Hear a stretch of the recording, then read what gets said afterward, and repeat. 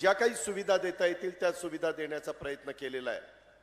आणि आज देखील मी तिथं जात असताना माझ्यावर सगळे मान्यवर होते। मी तोच विचार करत होतो की अजून उद्याच्याला भाविकांना तिथं काय केलं पाहिजे, काय केल्यानंतर त्यांना अधिक सोयीचं होणार आहे, अधिक सुखकर होणार आहे, दर्शन घ्यायला त्याच्यामध्ये कुठलाही अडचण येणार नाही। मला आत्ताच नितीन सांगत होता की दादा तिथं एक चांगल्या प्रकारचा आम्ही प्लॅन तयार केलेला आहे आणि तो प्लॅनला देखील तुम्ही मंजुरी दिली पाहिजे। मुख्यमंत्र्यांच्या अध्यक्षतेखाली तो मीटिंग असते। श्री क्षेत्र सप्तशृंगी देवी सप्तशृंगी गड तालुका कळवण जिल्हा नाशिक येथे तीर्थक्षेत्र विकास आराखडा याला मंजुरी द्यायची आहे। मी आपल्याला सगळ्यांना आजच्या दिवशी सांगू इच्छितो की लवकरच ती मीटिंग माझ्या माहितीप्रमाणे सोमवारी दुपारी ती मीटिंग लागलेली आहे आणि मुख्यमंत्र्यांच्या अध्यक्षतेखाली आहे। मी राज्यामध्ये त्यांच्याबरोबर उपमुख्यमंत्री म्हणून काम करतो। मी आपल्याला नितीनच्या वाढदिवसाच्या निमित्तानं शब्द देतो की उद्याच्या सोमवारी 81 कोटी 86 लाखाचा तीर्थक्षेत्र विकास आराखडा मंजूर झालेला तुम्हाला सगळ्यांना वाचायला मिळेल। शेवटी कामं करायची असतात। मगाशी भुजबळ साहेबांनी उल्लेख केला, अनेक वर्ष मी देखील काम करणारा कार्यकर्ता, तुम्हालाही माहिती आहे। माझ्या भागाने 91 साली मला खासदार केलं, त्याच्यानंतर मी कधी मागं वळून बघितलं नाही।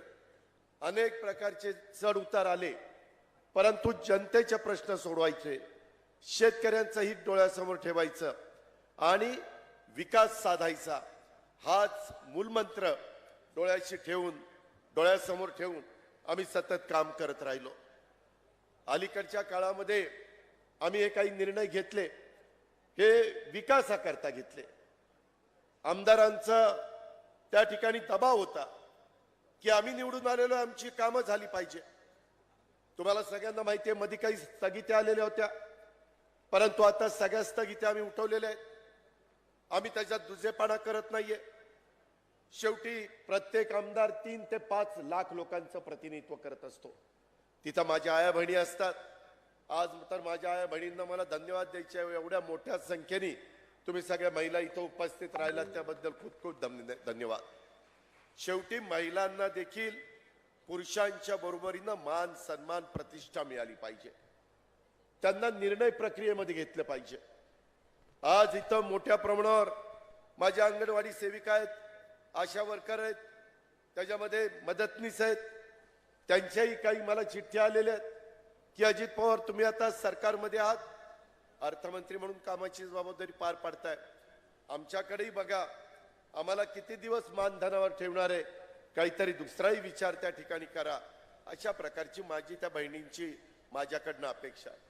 मी जरूर त्याच्या संदर्भामध्ये स्वतः जातीनं लक्ष घेऊन काय मार्ग काढायचा, मधल्या काळामध्ये काही प्रमाणात मार्ग निघालाय, परंतु अजून तुमचं समाधान होईल, अजून तुम्हाला तिथं चांगलं काम करण्याच्या करता एक विश्वास वाटेल, अशा पद्धतीचा देखील निर्णय आम्ही तुमच्या सगळ्यांच्या बाबतीमध्ये घेऊ।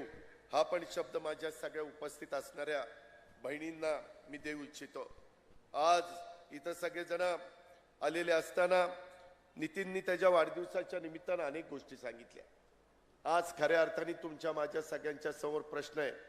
मित्रांनो, बहुतेक जण इथं आम्ही स्टेजवर बसलेले सगळे जण हे शेतकऱ्यांचे प्रतिनिधी आहेत। मी देखील आज शेतकरी म्हणून माझ्या आजोबांची, माझ्या वडिलांची ती जमीन माझ्या वाटणीला आलेली, मी आज त्या बारामतीमध्ये करत असतो।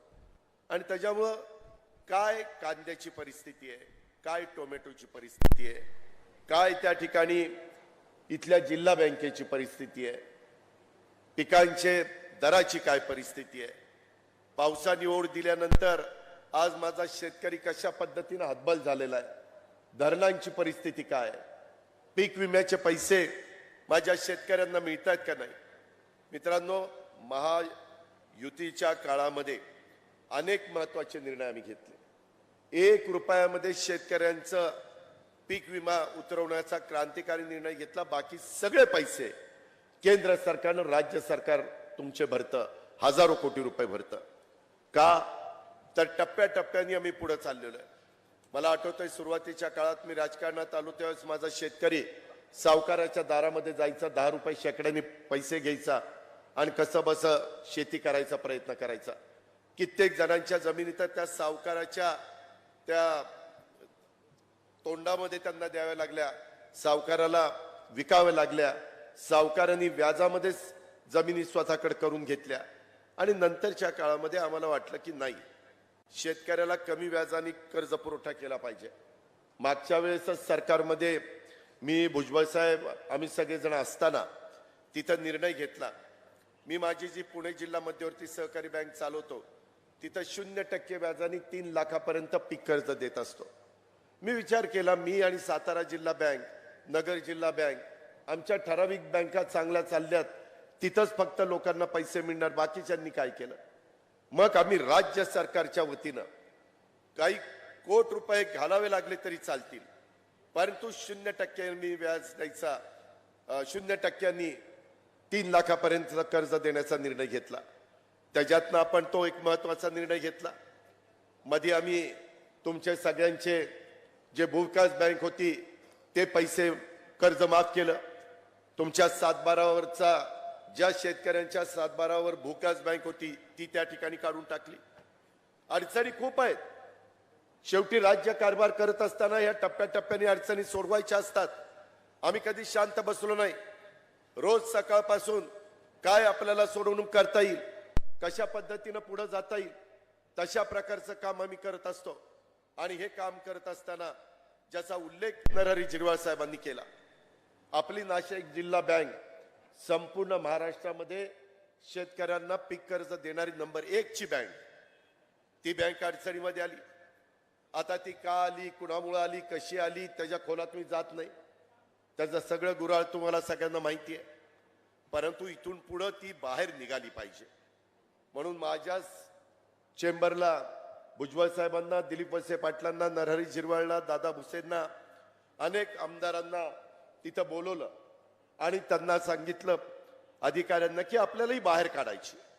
MSC बँकेचे चेअरमन प्रशासक विद्याधर अनास्करला बोलवलं. त्यांनाही सांगितलं की अनास्करजी, तुम्ही आज राज्य सहकारी बँक उत्तम चालवताय. जवळपास 600-650 कोटी रुपये नफा ह्या राज्य सहकारी बँकेला तुम्ही मिळवून देताय. आपलीच एक उत्तर महाराष्ट्रातली महत्वाची बँक ही पण आपल्याला बाहेर काढायची. राज्य सरकार म्हणून जी भूमिका घ्यायची ती मी घेईन. त्याकरता मुख्यमंत्री, उपमुख्यमंत्र्यांना विनंती करीन. पण राज्य सहकारी बँकेने पण पुढाकार घेतला पाहिजे. नाबार्डचं काय मत आहे, RBIचं काय मत आहे, काय त्याच्यातनं तोडगा काढला पाहिजे. मित्रांनो, एक गोष्ट तुम्ही लक्षात घ्या. मी या आजच्या शेतकरी मेळाव्याच्या निमित्तानं सर्वांना सांगू इच्छितो, एखादी अडचणीमध्ये असणारी संस्था बाहेर काढायची म्हटलं तर थोडे कठोर निर्णय घ्यावे लागतात. नेहमीसारखं वागून चालत नाही. माझ्याही भागातल्या काही काही बँका, अर्बन बँका फार कठोर निर्णय घेऊन मी बाहेर काढल्या. माझ्याही भागातले काही सहकारी साखर कारखाने मी कठोर निर्णय घेऊन बाहेर काढलेत. तशा पद्धतीनं काहींना ते पचनी पडणार नाही. परंतु मी आजच सगळ्या नेतेगणांच्या साक्षीनं सांगतो की ती बँक बाहेर काढण्याच्या करता महायुतीचं सरकार कटिबद्ध आहे आणि त्याच्यामध्ये अर्थमंत्री म्हणून मी स्वतः लक्ष घातलेलं आहे. परंतु आपण पण त्याच्यामध्ये सहकार्य करा. आम्ही तुम्हाला ज्यावेळेस विनंती करतो त्यावेळेस तुमच्याकडनंही प्रतिसाद आला पाहिजे आणि त्या प्रकारे आपण त्याच्यातनं मार्ग काढू. कारण सहकार खातं पण आता राष्ट्रवादी काँग्रेस पक्षाच्या दिलीप वळसे पाटील साहेबांच्याकडेच आहे. ते पण शरद सहकारी बँक उत्तम चालवतात, त्यांचा कारखाना भीमाशंकर उत्तम चालवतात. अशा पद्धतीने एक चांगली संस्था चालवणाऱ्या व्यक्तीच्या हातामध्ये आज आपण सहकार्याची सूत्र त्या ठिकाणी दिलेली आहेत आणि त्याच्यामुळं त्याच्यातून निश्चितपणे मार्ग काढला जाईल. आपण काही काळजी करू नका. परंतु कधी कधी दादा इथं वसुली जोरात सुरू झाली, दादा असं झालंय, दादा तसं झालंय. आताही निवेदन आली, काही निवेदन दिली की दादा ज्यांनी काही गोष्टी केल्यात त्यांना पण काही समज तुम्ही दिली पाहिजे. ठीक आहे, ज्या त्या गोष्टी ज्या त्या ठिकाणी करण्याच्या बाबतीमध्ये आम्ही योग्य ती कार्यवाही करू. आपण काही काळजी त्याच्या संदर्भामध्ये करू नका, एवढीच विनंती आणि सूचना मी या बँकेच्या संदर्भामध्ये करतो. मित्रांनो, आज टोमॅटोचे भाव पूर्णपणे पडलेत. काही महिन्यापूर्वी टोमॅटोला एवढा भाव होता की टोमॅटोला अशा प्रकारचा भाव कधी आपण बघितलाच नव्हता. तेजी मंदी चालते. कांद्याची मध्ये अवस्था तशीच होती. मध्ये कांदा व्यापाऱ्यांनी घेणं बंद केलेलं होतं. मधल्या काळामध्ये कांदा उत्पादक शेतकरी, कांदा कुठं पिकतो? माझ्या नाशिकमध्ये पिकतो, माझ्या पुणे जिल्ह्यामध्ये पिकतो. ठराविक भागामध्ये कांदा मोठ्या प्रमाणावर पिकतो आणि त्याच्यातून कधी भाव मिळाले तर चांगले मिळतात, कधी एकदम कांदा रस्त्यावर फेकण्याची वेळ माझ्या शेतकऱ्यावर येते. आम्ही पण विरोधी पक्षामध्ये असताना कित्येकदा कांद्याच्या माळा करून सभागृहामध्ये गेलो आणि कांद्याला अधिकचा अनुदान द्या अशा प्रकारची मागणी त्या काळामध्ये केली आणि 350 रुपये क्विंटलला ती अनुदान देण्याच्या बद्दलचा निर्णय आपण घेतला. अशा गोष्टी घडतात. परंतु मित्रांनो, शेवटी डिमांड आणि सप्लाय हे फार महत्वाचं असतं. आणि आपल्याकडे होतं काय, एखाद्याला भाव आला की एवढं पीक करतात की पुढच्या वेळेस त्याचे भाव पडलेच पाहिजे. आणि भाव पडल्यानंतर सगळेजण तिथपासून बाजूला होतात, नको आता हे करायला नको, आणि नंतर भाव वाढतात. हे जे काही ग्राहक आणि उत्पादक ह्याचा जो ताळमेळ आहे, कांद्याच्या बद्दलचा निर्णय झाल्या पियुष गोयल साहेबांना आम्ही सह्याद्रीला बोलून घेतलं, त्यांच्याबरोबर बैठक घेतली. कृषी मंत्री होते, पणन मंत्री होते, आम्ही सगळेजण होतो. आणि त्याच्यातून काय मार्ग काढता येईल, त्याच्या संदर्भात एक्सपोर्टच्या बद्दल काय निर्णय घेता येईल, त्याच्यामध्ये जो काही तुम्ही टॅक्स लावलेला आहे तो टॅक्स त्या ठिकाणी काढून टाकला पाहिजे. कारण शेतकऱ्यांना ज्यावेळेस 2 पैसे मिळतात त्यावेळेस थोडंसं सबुरीनं घेण्याची गरज आहे. या प्रकारची भूमिका आम्ही सगळ्यांनी मांडली. ते म्हणले आता माझ्याबरोबर अधिकारी नाहीत, 2 दिवसांनी तुम्ही पणन मंत्री आणि कृषी मंत्र्यांना दिल्लीला पाठवा, मी तिथं बैठक घेऊन त्याच्यातनं काय मार्ग काढायचा तो काढतो. आपण त्याच्या आधी साधारण 24 रुपये 10 पैसे ना, 24 रुपये 10 पैसे अशा पद्धतीनं आम्ही अमित शहा साहेबांशी बोललो, आम्ही पियुष गोयल साहेबांशी बोललो, आम्ही इतर वरिष्ठ नेत्यांच्या कानावर घातलं. आणि त्याच्यामध्ये हा दर जर ठरवून दिला, चांगला दर दिला, तर त्यांनी तो 2410 दिला. परंतु नाफेड ज्यावेळेस उतरतं त्याच्यामध्ये वेगवेगळ्या प्रकारे कांदा खरेदी होती. त्याच्यातनं व्यापारी पुन्हा आले, अजित पवार त्यांनी कांदा विकत घेतला की आमचे भाव पडतात, हे मार्केटमध्ये काही दरांनी कांदा विकतात. अशा या प्रत्येकाच्या व्यापाऱ्याचं दुखणं वेगळं आहे, माझ्या शेतकऱ्याचं वेगळं आहे, जो ग्राहक आहे त्याचं वेगळं आहे. आणि या सगळ्यांचा कुठंतरी एक कसं एकत्रपणे यांना आणता येईल, ह्याच्यात तिघांना एकत्र घेऊन समन्वय कसा साधता येईल, अशा पद्धतीचा समन्वय राज्यकर्ते म्हणून तिथं केंद्रामध्ये आणि राज्यामध्ये बसणाऱ्या राज्य सरकारमधल्या लोकांना आणि केंद्र सरकारमधल्या लोकांना करावा लागतो. आणि म्हणून मित्रांनो, त्याच्यातनं आपण मार्ग काढला. आता साधारण 2000च्या पर्यंत भाव, 2000, 2200, 2300 अशा पद्धतीचे भाव आहेत. मध्ये आम्ही व्यापाऱ्यांच्या बरोबर बोललो. मला आपल्याला एक सांगायचंय, त्या संदर्भामध्ये पावसाळा कसा आहे, पाऊस काळ कसा पडलाय, धरणात किती पाणी आहे, त्याच्यावर पण नैसर्गिक संकट काही आलंय का, या सगळ्यावर देखील भाव अवलंबून असतात. आणि टोमॅटोच्या संदर्भात अशा पद्धतीनं टोमॅटो रस्त्यावर फेकून प्रश्न त्या ठिकाणी सुटणार नाही. त्याच्यात काही प्रक्रिया करणारी काही गोष्टी करता येतील का, आणखीन काय मार्ग काढता येईल, त्या संदर्भामध्ये कुठं मार्केट आहे. मधल्या काळामध्ये आम्ही हाही प्रयत्न केला किंवा महाराष्ट्राच्या पेक्षा दुसरं जवळपास राज्यामध्ये चांगलं मार्केट असेल तर माझ्या शेतकऱ्याचा माल आपण तिकडे घेऊन जाऊ आणि तिकडे विकू.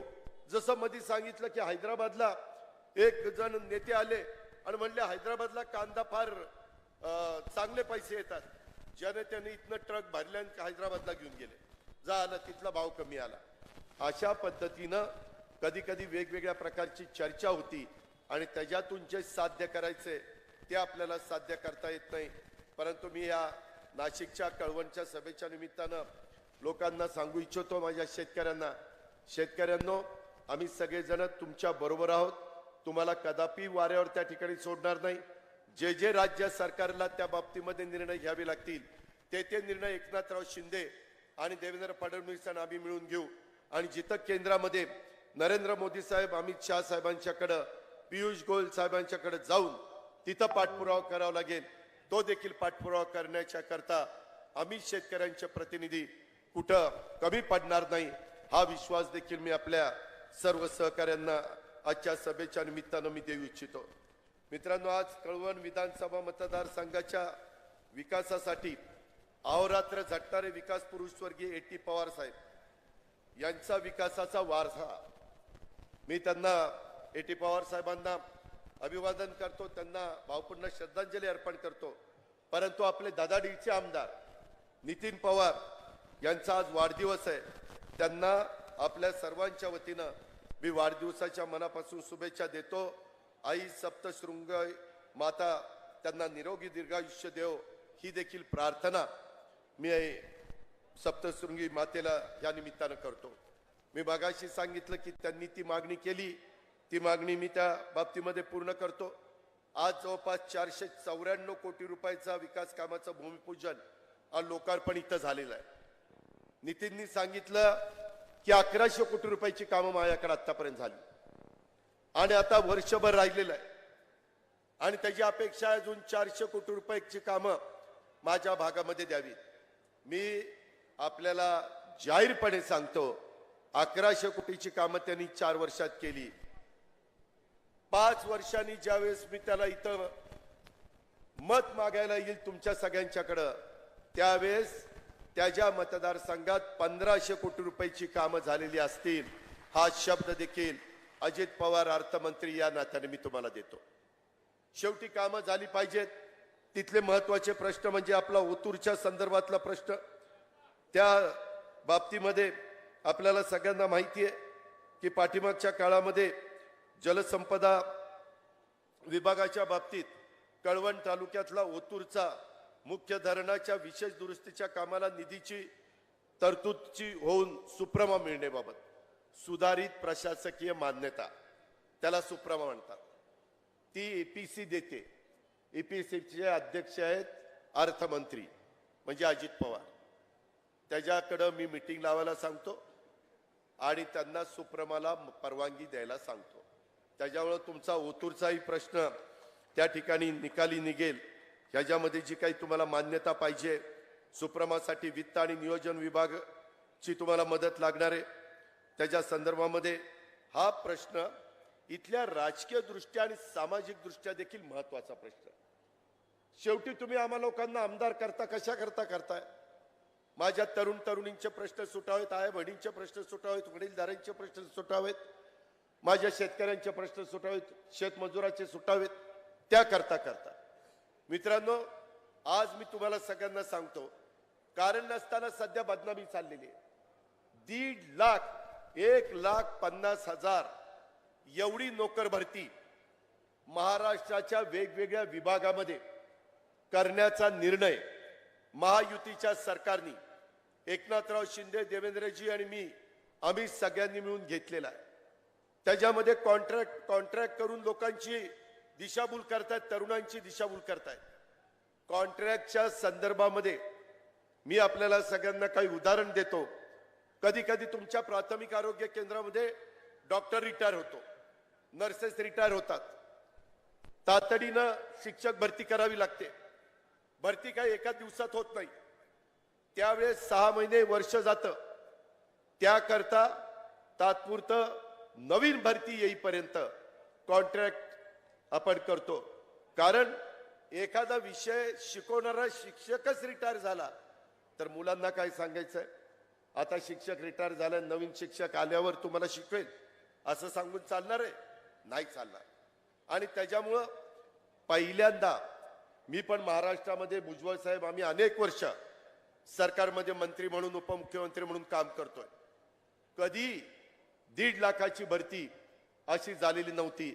ती आता तलाठी असतील, आमचे पोलीस असतील, आमचे शिक्षक असतील, आमचे आरोग्य विभाग असेल, आमचा कृषी विभाग असेल, आमचा जलसंपदा विभाग असेल, जलसंधारण विभाग असेल, अशा अनेक विभागामध्ये मिळून आपण आज 1.5 लाखाची भरती त्या ठिकाणी करतोय.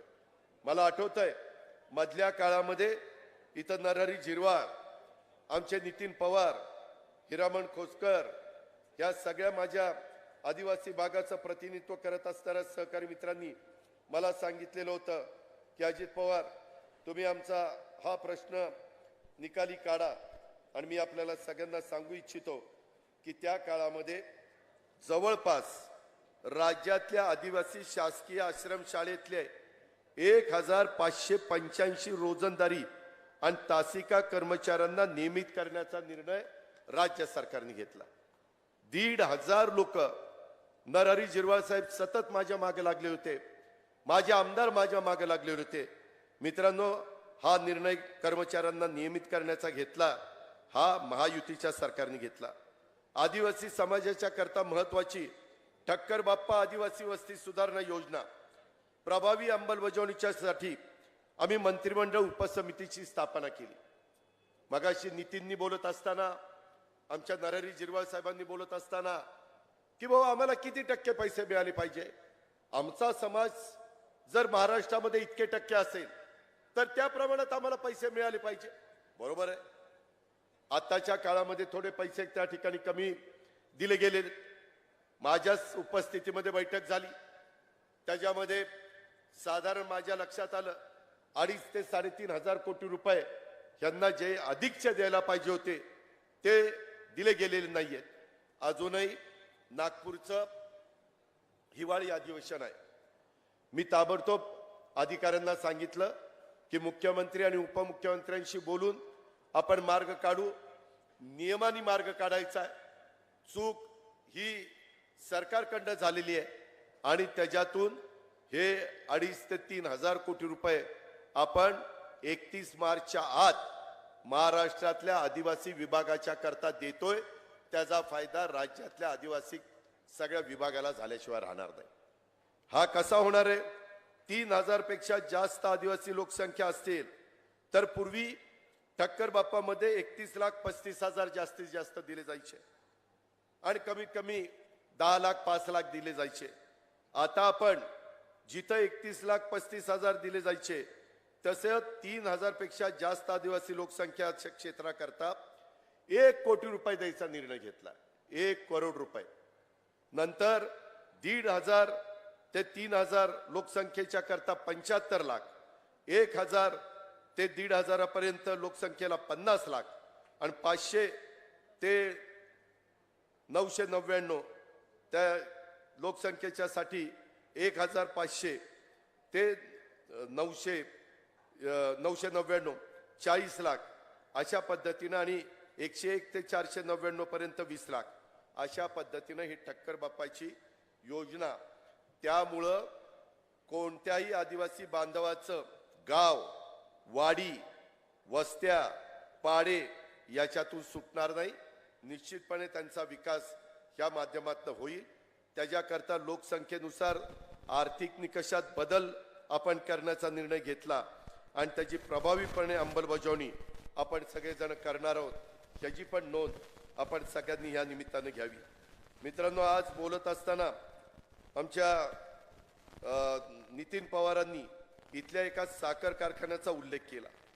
त्याच्या संदर्भामध्ये त्यांनी सांगितलं की ओ दादा, इथला वसंतदादा सहकारी साखर कारखाना, मला एक कळत नाही किंवा कादवा कारखाना चांगला चालतो. मध्ये एक असाच बंद पडलेला कारखाना दिलीप बनकरांनी घेतलाय, ते आता चांगला चालवत आहेत. आपल्या संस्था का बंद पडतायत? आपण काय कमी कशामुळे पडतोय? असं नाही करून चालणार. आज मित्रांनो, कळवण, देवळा, सटाणा, मालेगाव 4 तालुक्याचं कार्यक्षेत्र वसंतदादा सहकारी साखर कारखान्याचं आहे. आणि ते अभिजित पाटील म्हणून कुणी घेतला होता, त्यानं आता तो कारखाना सोडला. मी मधी या 3-4 आमदारांची चर्चा केली की कुणी चांगला एखादा मजबूत असा माणूस आहे का की जो कारखाना चालवायला घेईल. मागच्या काळामध्ये तुमचा कारखाना चांगला चालत होता, भाव चांगला मिळत होता, परंतु काय तिथं दृष्ट लागली आणि आपल्या कारखान्याचं नुकसान झालं, आपल्या शेतकऱ्याचं त्याच्यामुळे नुकसान झालं. आता हे सगळं करत असताना आपल्याला त्या कारखान्याच्या बद्दल तुमच्याकडे पण एखादा जर कुणी वार्षिक भाडे कराराने घ्यायला तयार असेल तर त्याला आमच्याकडे ना, दिलीप वळसे पाटलांच्याकडे न्या, आम्ही त्यांच्याशी चर्चा करू. कुणी त्याच्यामध्ये पुढाकार घेत असेल तर जरूर आपण त्याच्यामध्ये इतर काही मदत पाहिजे असेल तर ती मदत करू, पण कुणीतरी इथल्या स्थानिकांनीच पुढाकार घेतला पाहिजे किंवा जे चांगले कारखाने चालवतात त्यांनी त्याच्यामध्ये पुढाकार घेतला पाहिजे. मित्रांनो, इथं कारखान्यांना भाव इतके कमी देतात. मी ज्या भागातनं येतो त्या भागामध्ये मी मधी भाव काढला 3,350 रुपये टनाला भाव काढला उसाला. इथं भाव आहेत 2700, 2600, 2500. कस काय मेळ खायचा? जर बाहेरच्या भागातली लोक एवढा भाव देऊ शकतात तर आपण का देऊ शकत नाही? ह्याचं कुठंतरी आत्मचिंतन आत्मपरीक्षण केलं पाहिजे ना. नुसतं दुसऱ्याकडे बोट दाखवून नाही चालणार. आपल्याला काय सुधारणा केली पाहिजे ते पण आपण पाहिलं पाहिजे. त्याच्यात जी मदत पाहिजे ती मदत आपण करू ना. नैसर्गिक संकट आलं, मार्ग काढू. त्याच्यातनं काही आणखीन आर्थिक मदत पाहिजे, मार्ग काढू. पॅकेज द्यायचंय, मार्ग काढू. आताही राज्य सरकारने काही अडचणीतल्या कारखान्यांना पॅकेज देण्याच्या बद्दलचा निर्णय घेतलेलाच आहे आणि म्हणून त्या पद्धतीनं या बाबतीमध्ये आपल्याला पुढे जावं लागेल. आज बोलत असताना नितीननी बऱ्याच अडचणी सांगितल्या. नवीन वर्ग खोल्या दुरुस्तीच्या बद्दलचं त्यांनी सांगितलं. बहुउद्देशीय आदिवासी भवन ते पण त्यांनी आपल्या A.T. पवार साहेबांच्या नावाने एक बहुउद्देशीय आदिवासी भवन करण्याच्या बद्दलचा उल्लेख त्यांनी त्या ठिकाणी केला. त्याच्याच बरोबर बिरसा मुंडा ह्याच्या संदर्भामध्ये 100% आदिवासी मतदारसंघातले अनेक रस्ते मुख्य रस्त्यांना जोडण्याच्या करता बिरसा मुंडा आदिवासी उपयोजनेअंतर्गत मंजुरी देऊन निधी देण्याच्या बद्दल त्याच्याही बद्दल माझं डॉक्टर विजय गावित, नरहरी झिरवाळ आम्ही सगळ्यांनी चर्चा करून मार्ग काढलेला आहे आणि त्याच्यात लवकरच तुम्हाला निधी त्याच्यातनं मिळणार आहे. आगामी सिंहस्थ कुंभ मेळावा 2027च्या धर्तीवर काही रस्ते कामांचा समावेश करून मंजुरी मिळावी अशी मागणी केलेली आहे. परवाच हॅमच्या करता मला वाटतं नितीननी काही रस्ते मला सुचवलेले आहेत. ते रस्ते देखील हॅममध्ये टाकण्याच्या करता मी तुमच्या मतदारसंघामध्ये तुम्हाला मदत करील. आणि मगाशी एक बोलताना उल्लेख करण्यात आला की बरेच PWDचे वेगवेगळे प्रकारचे रस्ते असतात आणि त्याच्यामध्ये झालंय काय, मी 3 दिवसापूर्वी का 2 दिवसापूर्वीच बैठक घेतली आणि त्याच्यामध्ये PWDच्या अधिकाऱ्यांना, फायनान्सच्या अधिकाऱ्यांना, प्लॅनिंगच्या अधिकाऱ्यांना बोलून घेतलं आणि म्हणलं नक्की तुम्ही मला सांगा की राज्यामध्ये एकंदरीत वेगवेगळे राज्यमार्ग किंवा वेगवेगळ्या प्रकारचे जेवढे काही मार्ग आहेत PWD मार्फत होतात ते किती चाललेले आहेत आणि त्याला किती हजार कोटी रुपये लागणार आहेत. मित्रांनो, त्याच्यामध्ये खूप मोठी तफावत मला पाहायला मिळाली. मी तुमच्या इथंच फक्त पैसे देणं बाकी अशातला भाग नाही. मला ह्याच्याकरता जवळपास 10,000 कोटी रुपये हे वेगवेगळ्या पद्धतीनं मुख्यमंत्री उपमुख्यमंत्र्यांशी चर्चा करून उभे करावे लागणार आहेत. मी ऑलरेडी फायनान्स विभागाला कामाला लावलेलं आहे. त्यांना सांगितलं लोकांचे रस्त्याची कामं झाली कॉन्ट्रॅक्टरकडनं आणि बिलं नाही दिली गेली तर ते पुढची कामं करणार नाही आणि रस्ता तसाच अर्धवट राहील. आत्ताच येताना मला वाटतं इथला एक रस्ता असाच अर्धवट राहिलेला, तो कॉन्क्रीटचा रस्ता बरेच वर्ष चाललाय. हॅममधनं आहे ना, हॅममधनं आहे. त्याच्यात पण मी लक्ष घालीन. मी एवढंच सांगतोय की फक्त तो तुमचा प्रश्न नाही, चांद्यापासून बांद्यापर्यंतचा प्रश्न आहे. आणि शेवटी सरकार चालवत असताना लोक आम्हाला नावं ठेवतील. मुख्यमंत्री आणि दोन्ही उपमुख्यमंत्री काय करताय? अलीकडच्या काळात कुठेही काही घडलं तरी विरोधक नुसतं राजकारण करायला लागले. मित्रांनो, अलीकडे मला पत्रकार मित्र विचारतात इथं असं असं चाललंय, तुमचं काय म्हणणं आहे? अरे म्हणलं तिकडे त्यांचं चाललंय, मला काय घेणं देणं. आज मला विकासाच्या शिवाय म्हणलं तुमच्याशी जास्त बोलायचंच नाही. आणि त्यामुळं आपल्याला आपल्या भागाचा, आपल्या जिल्ह्याचा, आपल्या तालुक्याचा, आपल्या परिसराचा कायापालट करून घ्यायचा आहे. मगाशी बोलत असताना जे काही नितीननी सांगितलं की बाबा इथं अर्जुन सागर इथं 12 हेक्टर जमीन आहे, त्या 12 हेक्टर जमिनीच्या बाबतीमध्ये त्यांना एक नवीन काही गोष्ट करायची आहे. त्या संदर्भात नितीन, मी मुंबईमध्ये मीटिंग लावीन, आपण एकत्र बसू आणि इथं पर्यटन विकसित करण्याच्या करता, आदिवासी नागरिकांना रोजगार निर्माण होण्याच्या करता, पर्यटन स्थळ विकसित करण्याच्या करता जे काही करावं लागेल ते करण्याच्या करता आपण मान्यता देऊ. कारण माझ्या एक गोष्ट इथं लक्षात आली, मी ज्यावेळेस इकडच्या भागामध्ये निघालेलो होतो त्यावेळेस माझ्या एक गोष्ट अशी लक्षात आली की साधारण आपल्या इथं शेजारी गुजरात राज्य आहे आणि गुजरात राज्यात पलीकडच्या बाजूला चांगल्या पद्धतीनं पर्यटनाच्या संदर्भामध्ये काम हे निश्चितपणे झालेलं आहे. तशा प्रकारे आपल्या सुरगणाच्या परिसरामध्ये जर झालं तर त्याचा फायदा हा माझ्या भागातल्या लोकांना निश्चित झाल्याशिवाय राहणार नाही. आणि म्हणून ह्या सगळ्याचा विचार करून एक तर आपला सुरगणा तालुका हा आकांक्षित तालुका आहे, त्याच्या आकांक्षित तालुक्याच्या ज्या ज्या काही गोष्टी असतील त्या सगळ्या गोष्टीचा फायदा आम्ही तुम्हाला करून देऊ. परंतु ह्या सगळ्या गोष्टी करत असताना साधारण आपल्या इथल्या भागाच्या करता माझ्या माहितीप्रमाणे इथं जी काही शेजारचा राज्य आहे त्या भागामध्ये साधारण रोजगार मिळण्याच्या दृष्टिकोनातनं एक पर्यटनाला चालना देण्याचं काम तिथं झालेलं आहे.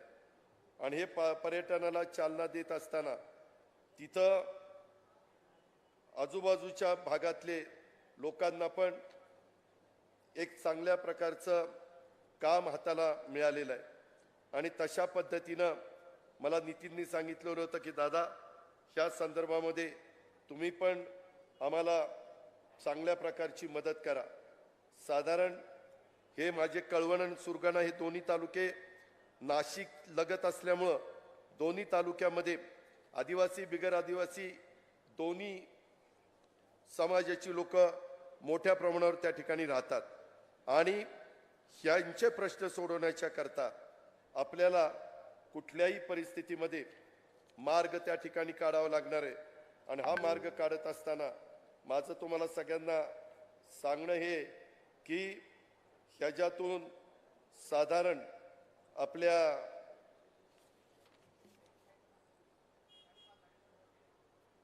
कळवण पट्ट्यात डोंगरादेव उत्सव जो त्या ठिकाणी होतो आणि इथं मोठ्या प्रमाणावर लोक त्या बाबतीमध्ये येत असतात. इथल्या भागातल्या लोकांच्या मध्ये एक खेळामध्ये देखील आवड आहे. अलीकडच्या काळामध्ये खेळाला देखील चांगल्या पद्धतीनं मान्यता मिळते. आत्ताच्या पण स्पर्धा चाललेल्या आहेत त्याच्यात खूप चांगल्या प्रकारचं पदकं कमवण्याचं काम आपल्या भारताने केलेलं आहे. कळवण हा गुजरात राज्याच्या सीमेवरचा तालुका, गुजरातनं या सीमेवर सापुतारा गाव पर्यटन क्षेत्र म्हणून चांगलं विकसित केलेलं आहे. आणि या सापुतारा गाव विकसित करत असताना त्या तुलनेमध्ये आपल्या इथं 10% देखील सुविधा उपलब्ध झालेल्या नाही आहेत. मला नितीन तुला सांगायचं आहे, जसं सापुताऱ्याच्या संदर्भामध्ये काही चांगल्या गोष्टी गुजरात सरकारने केलेल्या आहेत त्याच्यातल्या काय बाबी आपण देखील आपल्या सुरगणाच्या परिसरामध्ये करू शकतो त्या संदर्भात तुम्ही मला जरा एक प्रपोजल दिलं तर आपण त्या बाबीची सुरुवात करूया. जसं आता माणिकराव कोकाटे इथं बसलेले आहेत. माणिकराव कोकाटेंनी मध्ये माझ्याकडनं एक मीटिंग लावून घेतली आणि ती मीटिंग लावून त्यांनी एक चांगल्या प्रकारचा तिथं पर्यटनाला चालना देण्याच्या दृष्टिकोनातनं एक प्रकल्प माझ्याकडनं मंजूर करून घेतलेला आहे. त्याच धर्तीवर आपण आपल्याही सुरगणा आणि कळवणच्या भागामध्ये ती गोष्ट त्या ठिकाणी करू शकू ही पण खात्री मला ह्या सभेच्या निमित्तानं आपल्याला सगळ्यांना द्यायची आहे.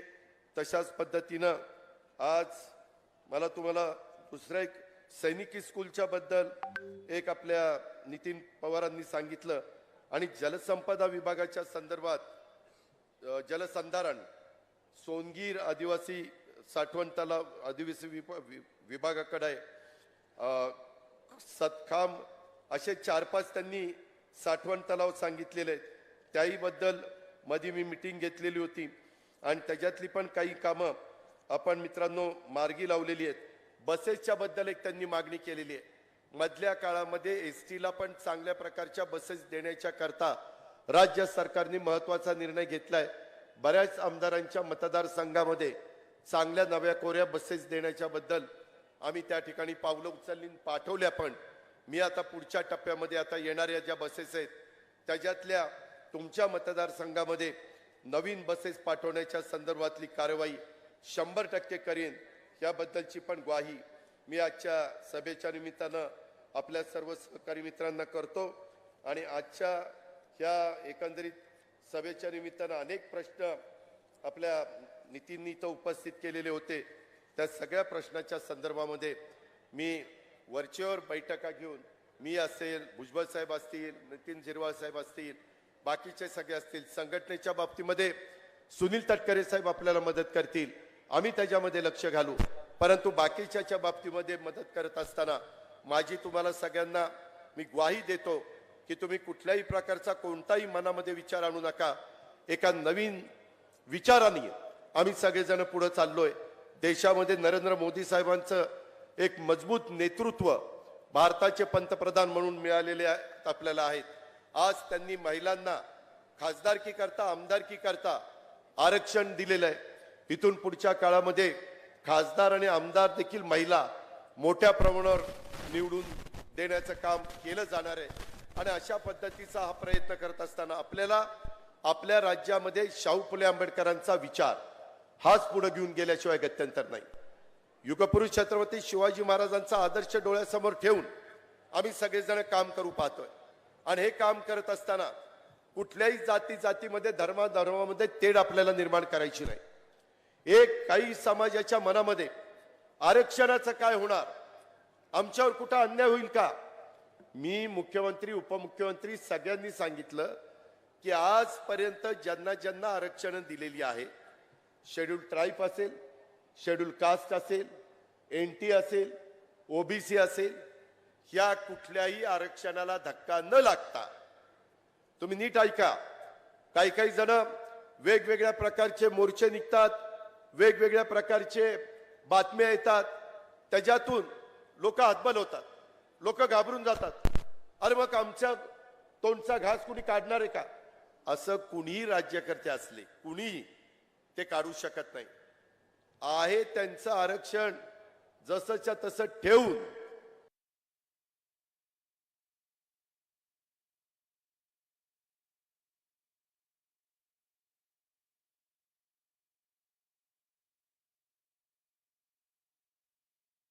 अधिकच देण्याच्या करता हा प्रयत्न चाललेला आहे.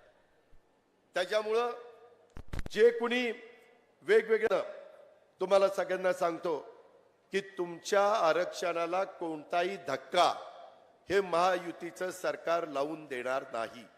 तुमचा अधिकार तुम्हालाच तो राहील. त्याबद्दल आपण तिळमात्र शंका मनामध्ये बाळगू नका. ऍडिशनल द्यायचं झालं तर मात्र तो विचार त्या ठिकाणी केला जाऊ शकतो. मागे तसा प्रकारचा विचार झाला होता. दुर्दैवाने एकदा तो हायकोर्टात टिकला नाही, त्याच्यानंतर एकदा सुप्रीम कोर्टात टिकला नाही. वेगवेगळे समाज आपापल्या वर्गाच्या करता आरक्षण मागतात. संविधानाने तो अधिकार त्यांना दिलेला आहे.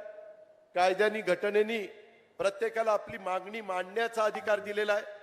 परंतु ती मागणी ती कायद्याच्या नियमाच्या चौकटीत बसवण्याचं काम हे राज्यकर्त्यांना करावं लागतं. उगीच उठलो आणि हा दिलं सगळ्यांना आरक्षण असं म्हणून चालत नाही. ती वेळ मारून नेल्यासारखं होतं. त्याच्यामुळं ह्याही बाबतीमध्ये आपण सगळ्यांनी अतिशय विश्वास त्या बाबतीमध्ये ठेवावा, अशा प्रकारची विनंती आज मी नितीनच्या वाढदिवसाच्या निमित्तानं उपस्थित असणाऱ्या माझ्या सहकाऱ्यांना करू इच्छितो. आणि काही नवीन एक बातम्या सुटल्या अलीकडच्या काळात. आता मध्ये 2-3 दिवस मी आजारी होतो, बातम्या चालवल्या अजित पवार नाराज म्हणूनच कॅबिनेटला गेले नाही. अरे बाबा, तब्येत बेकार आहे, वाईट आजारी आहे आणि कुठं कॅबिनेटला जाता. मध्ये एकदा एक बातमी दिली, OBCच्या संदर्भातली एक मीटिंग होती. मी, मुख्यमंत्री, उपमुख्यमंत्री, भुजबळ साहेब, मी इथं बसलोय, मुख्यमंत्री इथं, उपमुख्यमंत्री तिथं, भुजबळ साहेब इथं, आम्ही दोघं गप्पा मारतोय आणि दुसऱ्या दिवशी बातमी, अजित पवार आणि भुजबळ साहेबांच्यात खडाजंगी. अरे कशाची खडाजंगी?